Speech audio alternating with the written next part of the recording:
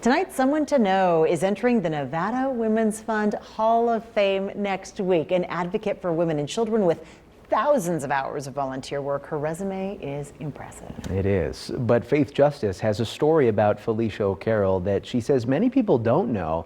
She tells us about a pivotal time in Felicia's life and career when she survived a bullet to the head.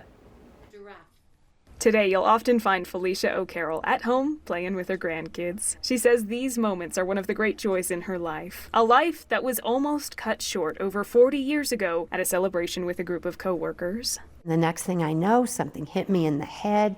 It knocked me off balance. And people that were standing next to me said, "Felicia, are you okay?" What she didn't know at the time was that she'd just been shot. It was 1985 and she was working on one of Reno's most high-profile bankruptcy cases. Thousands of people across the country scammed out of millions of dollars in a Ponzi scheme. We went through every record, every document in the Lemons and Associates building.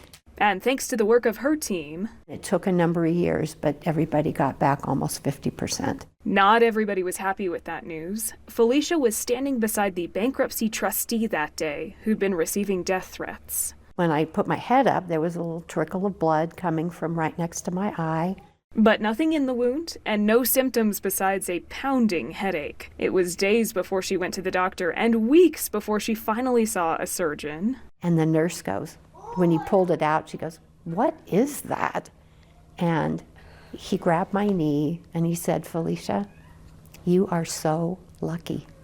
It's a bullet." So if anybody ever tells you accounting is not a tough business, don't believe them. Shortly thereafter, Felicia became the first woman in Northern Nevada to make partner at a CPA firm. All this right after she'd just had her baby boy. It was a pivotal time in her life, soon followed by years of professional success and dedicated volunteer work at local nonprofits including the Community Health Alliance, Food Bank, and Domestic Violence Resource Center. She says it's her family that's prompted her to work tirelessly for the benefit of the community. I would say that my inspiration comes from my son and his family and those two gorgeous girls downstairs and their brother Carson.